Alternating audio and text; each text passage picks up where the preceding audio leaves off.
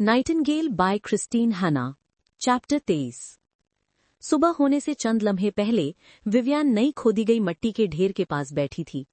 वो दुआ करना चाहती थी, मगर उसका ईमान उससे कोसों दूर महसूस हो रहा था, जैसे वो किसी और औरत की जिंदगी का बचा खुचा टुकड़ा हो। आहिस्ता आहिस्ता वो उठी। आसमान जामुनी और गुलाबी रंग में ढल रहा था, बेहद खूबसूरत, मगर एक तंजिया खूबसूरती। वो अपने पिछवाड़े में गई, जहां मुर्गियां उसकी गैर मुतवक्का आमद पर कुड़कुड़ाने और पर भड़भड़ाने लगीं।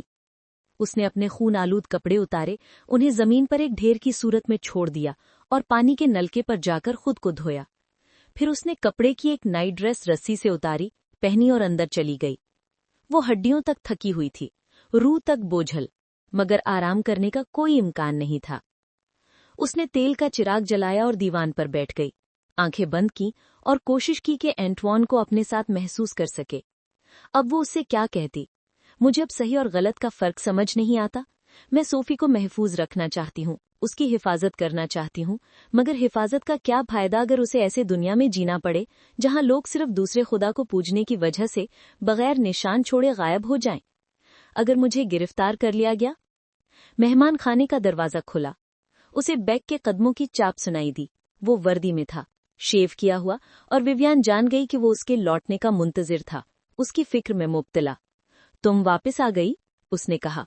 विवियान को यकीन था कि उसने कहीं न कहीं उसके जिस्म पर खून या मिट्टी के धब्बे देख लिए होंगे, शायद कनपट्टी पर या हाथ की पुश्त पर। एक लम्हे का हल्का सा तवक्कुफ हुआ। विवियान जानती थी कि वो उसकी तरफ देखने के लिए इंतजार कर रहा है, कि वो अपनी आंखों से कुछ कहे, मगर वो वहीं खामोश बैठी रही।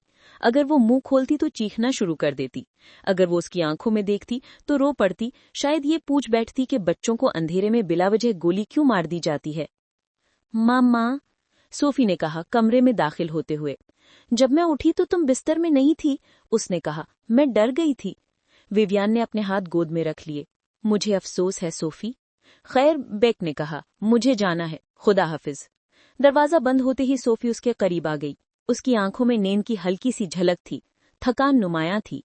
तुम मुझे डरा रही हो मम्मा, सब खैरियत है? विवियान ने आंखें बंद कर लीं। उसे अपनी बेटी को यह हौलनाक खबर देनी थी, और फिर वो उसे गले लगाएगी, उसके बालों पर हाथ फेरेगी, उसे रोने देगी और खुद को मजबूत रखना होगा। मगर वो मजबूत बनने से थक चुकी थी। आओ सोफी, उसने कहा उठते हुए, अगर मुमकिन हो तो थोड़ा और सोते हैं। उसी दोपहर जब वो शहर गई, विवियान ने तवक्को की कि वहाँ सिपाही होंगे, बंदूकें तानी होंगी, पुलिस की गाड़ियां चौक में खड़ी होंगी, कुत्तों की जंजीरों पर खींचा तानी होगी, सियाह वर्दी वाले एसएस अफसर मौजूद होंगे। कुछ न कुछ जरूर ऐसा होगा जो खतरे का इशारा दे, मगर वहाँ सब कुछ मामूल के मुताबिक था। विवियान और सूफी सारा दिन क्रीवों में ही रहीं, उन कतारों में खड़ी हुईं जिन्हें विवियान पहले से ही बेकार समझती थी। एक गली से दूसरी गली तक चलती रहीं। शुरू में सूफी मुसलसल बातें करती रही। विवियान ने ज्यादा ध्यान नहीं दिया। वो कैसे आम बातों पर तवज्जो देती जब राचेल और आरी उसके तहखाने में छुपे हुए थे और सारा गायब थी। क्या अब हम जा सकते हैं ममान? सोफी ने तकरीबन 3 बजे कहा। अब कुछ हासिल नहीं होगा, हम सिर्फ वक्त जाया कर रहे हैं। यकीनन बेक ने गलती की थी, या शायद वो हद से ज्यादा मोहतात हो गया था।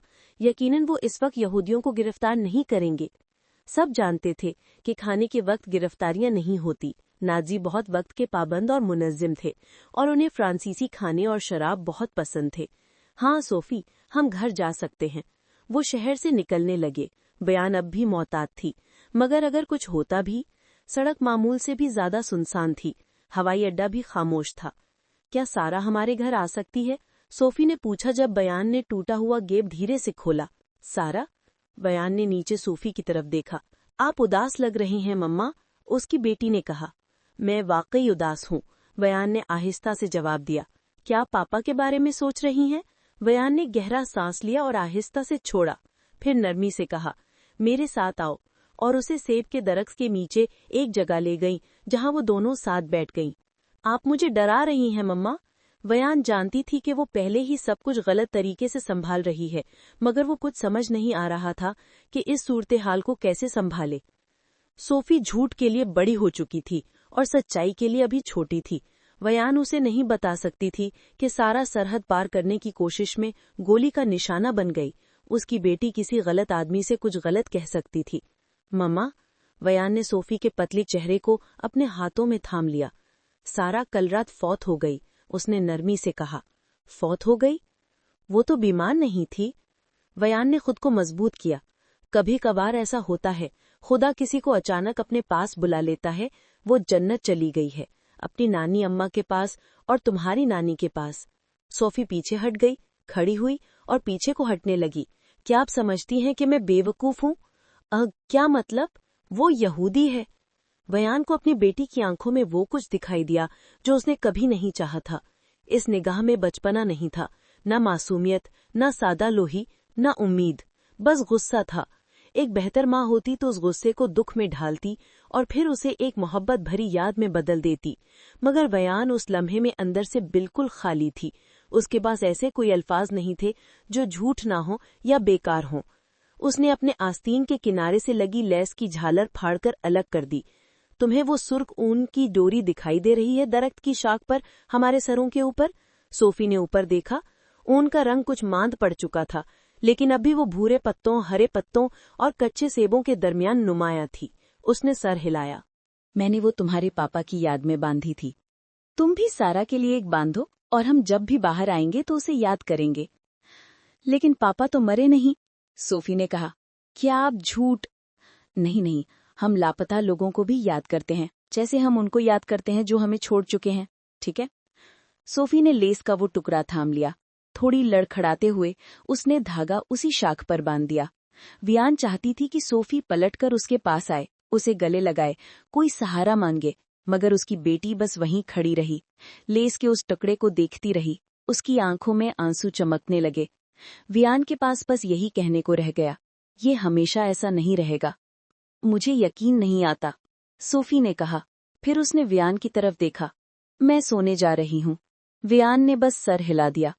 आम हालात में वो इस कशीदगी से टूट जाती, खुद को एक नाकाम माँ समझती, मगर इस लम्हे में वो बस आह भरते हुए उठी। उसने अपने दामन से घास झाड़ी और भैंस के बाड़े की तरफ चल पड़ी। अंदर जाकर उसने रेनॉल्ट कार को आगे धकेला और तहखाने का दरवाजा खोला। राशल, मैं हूँ। शुक्र है खुदा का, एक मध्यम सी आवाज आई अंधेरे से। राशल सीढ़ियों से ऊपर चढ़कर रोशनी में आई, आरी को उठाए हुए। क्या हुआ? राशल ने थके हुए अंदाज में पूछा। कुछ नहीं। मैं शहर गई थी, सब कुछ मामूल के मुताबिक लगा। शायद बेक ने हद से ज्यादा एहतियात की हो, लेकिन मेरा ख्याल है कि तुम्हें एक और रात वहीं गुजारनी चाहिए। राशल का चेहरा थका हुआ और मुरझाया हुआ था। मुझे डायपर्स चाहिए और एक छोटा सा गुस्ल। मैं और आरी दोनों बदबू कर रहे हैं। बच्चा रोने लगा। उसने उसकी गीली पेशानी से बाल हटाए और उसे नरमी से थपथपाया। वो बाड़े से निकले और राशल के घर की तरफ चल दिए, जो साथ ही था। वो तकरीबन दरवाजे तक पहुंचे ही थे कि एक फ्रांसीसी पुलिस की गाड़ी आकर रुकी और पॉल गाड़ी से उतरा और सहन में दाखिल हुआ, अपनी बंदूक उठाए हुए। क्या आप राशल ते शापलिन हैं? उसने पूछा। राशल ने पेशानी पर बल डालते हुए कहा, तुम जानते हो कि मैं हूं। आपको मुल्क बदर किया जा रहा है, मेरे साथ आएं। राशल ने आरी को और मजबूती से थाम लिया। मेरे बेटे को मत ले जाना, वो फहरिस्त में नहीं है, पॉल ने कहा। वियान ने उसकी आस्तीन को पकड़ लिया। तुम ये नहीं कर सकते पॉल, वो फ्रांसीसी है। वो यहूदी है। उसने राशल की तरफ बंदूक तान दी। चलो। राशल कुछ कहने ही वाली थी कि पॉल ने उसे रोक दिया, उसका बाजू पकड़ लिया, उसे सड़क पर घसीटा और अपनी गाड़ी के पिछले हिस्से में धकेल दिया। वियान को वहीं रुक जाना चाहिए था, महफूज जगह पर। यही उसका इरादा था, मगर अगले लम्हे वो गाड़ी के साथ दौड़ रही थी, उसका बोनट पीट रही थी, अंदर जाने की भीख मांग रही थी। पॉल ने वियान को पिछली नशिस्त पर बैठने दिया और फिर गाड़ी को पूरी ताकत से आगे बढ़ाया। चली जाओ, राशल ने कहा जब वो ले जार्दैन के पास से गुजर रहे थे। ये जगह तुम्हारे लिए नहीं है। ये जगह किसी के लिए नहीं है, वियान ने कहा।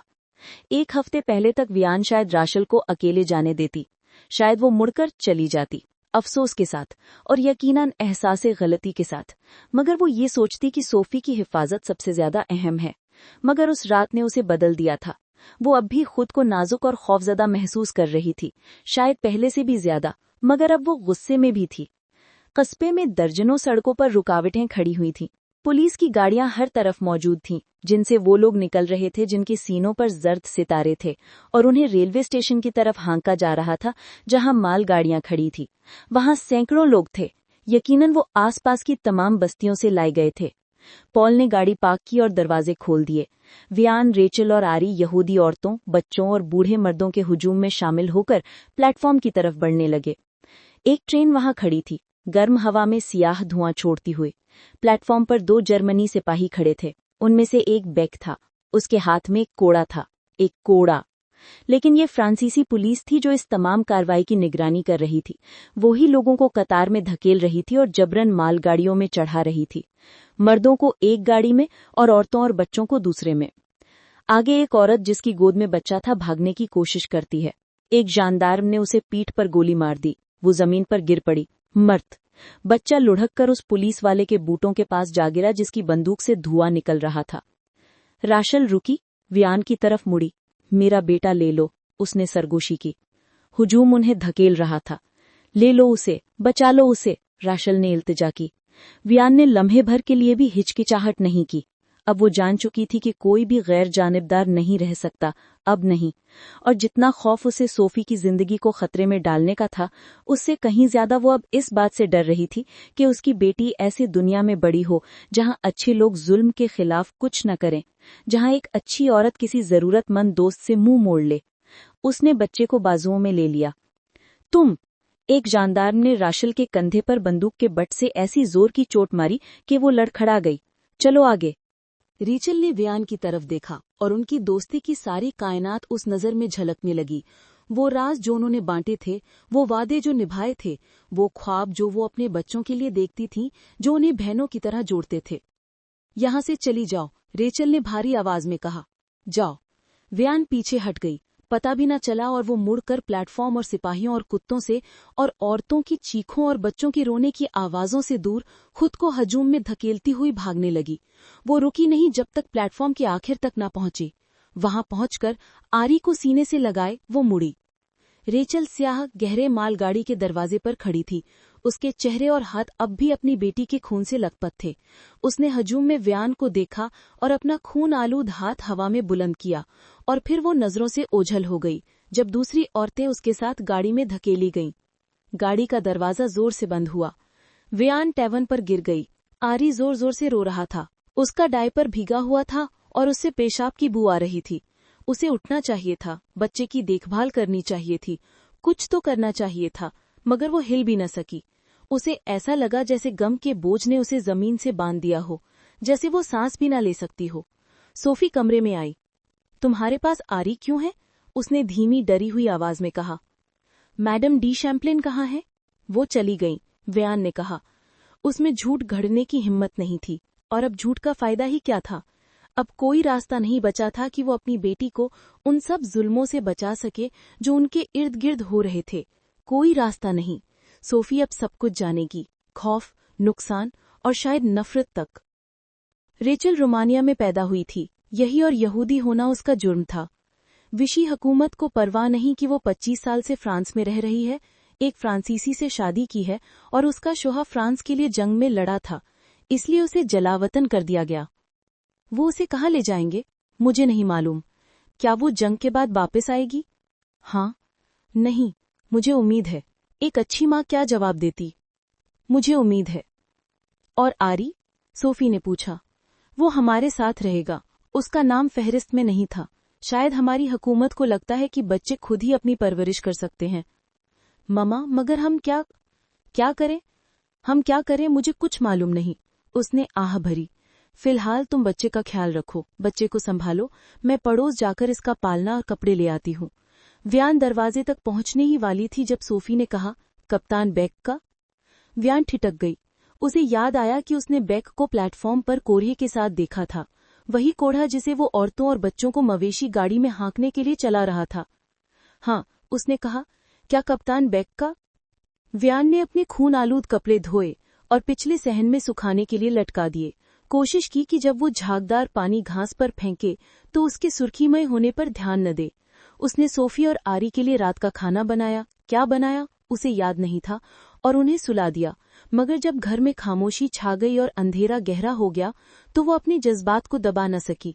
वो गुस्से से भपरी हुई थी, नाकाबिले बर्दाश्त हद तक, और दिल शिकस्ता। वो अपने स्याह बदनाम ख्यालों को बर्दाश्त नहीं कर पा रही थी, न ही उस गम और गुस्से की इंतहा को। उसने अपने कॉलर से खूबसूरत लेस नोच डाली और लड़खड़ाती हुई बाहर निकल गई। उसे याद आया कि राचेल ने उसे ये ब्लाउज दिया था 3 साल पहले। यही पेरिस में सब पहनते हैं। सेब के दरख्तों ने उस पर शाखें फैला रखी थीं। उसे 2 कोशिशों में कपड़े के उस टुकड़े को एंतवा और सारा के निशानियों के बीच लकड़ी की गांठदार शाखा से बांधने में कामयाबी मिली। जब वो पीछे हटी तो उसे धुंधले रंगों की झलक दिखाई दी, और वही लम्हा था जब उसे एहसास हुआ कि वो रो रही है। खुदा के लिए उसने दुआएं मांगनी शुरू कर दी, ऊपर देखते हुए उन कपड़े, लेस और ऊन के धागों की तरफ जो दरख्त की शाखा से बंधे थे और जिनके बीच अभी कच्चे सेब झूल रहे थे। अब दुआओं का क्या फायदा जब उसके प्यारे जा चुके थे। उसने मोटरसाइकिल की आवाज सुनी जो ले जार्दन के सामने आकर रुक गई। चंद लम्हों बाद मैडम, वो तेजी से मुड़ी। तुम्हारा कोड़ा कहाँ है कैप्टन साहब? तुम वहां थी? एक फ्रांसीसी औरत को कोड़े मारना कैसा लगा? तुम सोच नहीं सकती कि मैं ऐसा कर सकता हूं मैडम। मुझे ये सब देखकर कै आती है। लेकिन तुम वहीं थी, जैसे तुम भी वहीं थी। इस जंग ने हम सबको ऐसे मकामात पर पहुंचा दिया है जहां हम नहीं जाना चाहते। तुम जर्मनों के लिए ये इतना मुश्किल नहीं है। मैंने उसे बचाने की कोशिश की थी, उसने कहा। ये सुनते ही वियान का गुस्सा कम हो गया और उसकी जगह गम ने ले ली। उसने राशेल को बचाने की कोशिश की थी। काश वो लोग उसकी बात मान लेते और राशेल को और देर छिपाए रखते। वो लड़खड़ाई। बीक ने हाथ बढ़ाकर उसे संभाला। तुमने सुबह कहा था कि उसे छुपा लो। वो सारा दिन उस भयानक तहखाने में छिपी रही। शाम तक लगा जैसे सब मामूल के मुताबिक है। फोन रिश्टर ने टाइम टेबल बदल दिया था। ट्रेनों में कुछ मसला था। ट्रेन ने? राशेल का अलविदाई हाथ हिलाना। वियान ने उसे देखा। उसे कहाँ ले जा रही हैं? ये पहला हकीकी सवाल था जो उसने बीक से पूछा था। जर्मनी के एक वर्क कैंप में। मैंने उसे सारा दिन छुपाए रखा। वियान ने जैसे खुद को तसल्ली देने के लिए दोहराया, जैसे अब भी इससे कुछ फर्क पड़ेगा। अब वेरमाख्त का अधिकार खत्म हो गया है। अब गस्तापो और एसएस का राज है। वो ज्यादा, सिपाही कम, दरिंदे ज्यादा हैं। तुम वहां क्यों थे? मैं हुक्म की तामील कर रहा था। उसके बच्चे कहाँ हैं? तुम्हारे जर्मनों ने सरहदी नाके पर सारा को गोली मार दी, पुष्ट पर। माइन गॉड, वो बड़बड़ाया। उसका बेटा मेरे पास है। आरी लिस्ट में क्यों नहीं था? वो फ्रांस में पैदा हुआ था और 14 साल से कम उम्र है। वो फ्रांसीसी यहूदियों को अभी नहीं निकाल रहे। उसने उसे देखा। अभी नहीं। वियान की सांस रुक गई। क्या वो आरी के लिए भी आएंगे? मेरा यकीन है कि जल्द ही वो तमाम यहूदियों को निकाल देंगे, चाहे उनकी उम्र या जाए पैदाइश कुछ भी हो। और जब ऐसा होगा तो किसी यहूदी को अपने घर में रखना खतरनाक हो जाएगा। बच्चों को तन्हा जलावतन करना, वहम भी नाकाबिले यकीन था, बावजूद इसके जो वो पहले ही देख चुकी थी। मैंने राशेल से वादा किया था कि मैं आरी को महफूज रखूंगा। क्या तुम मुझे रिपोर्ट करोगे? मैं दरिंदा नहीं हूं वियान। ये पहला मौका था जब उसने उसका पहला नाम पुकारा। वो करीब आया। उसने कहा, मैं तुम्हें बचाना चाहता हूं। ये बदतरीन बात थी जो वो कह सकता था। वो बरसों से तन्हा थी, मगर अब वो सचमुच तन्हा थी। उसने वियान के बाजू पर हाथ रखा, जैसे नरमी से छुआ, और वो छू हर नस नस में महसूस हुआ जैसे बिजली की लहर हो। वो खुद को रोक ना सकी, उसकी तरफ देखा। वो उसके करीब था, बस एक बोसे के फासले पर। सिर्फ एक सांस, एक हल्की सी जुम्बिश या एक छोटा सा लम्स चाहिए था और वो फासला खत्म हो जाता। एक लम्हे को वो सब कुछ भूल गई कि वो कौन है और आज क्या कुछ हुआ। बस चाहती कि कोई उसे तसल्ली दे, सब कुछ भुला दे।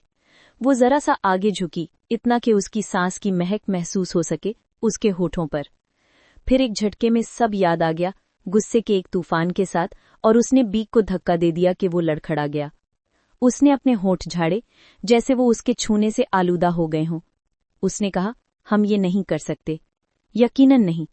लेकिन जब उन्होंने एक दूसरे की तरफ देखा तो दोनों जानते थे कि सिर्फ गलत शख्स को चूमना ही बदतरीन बात नहीं होती, बल्कि ये भी कि उसको चूमने की ख्वाहिश हो।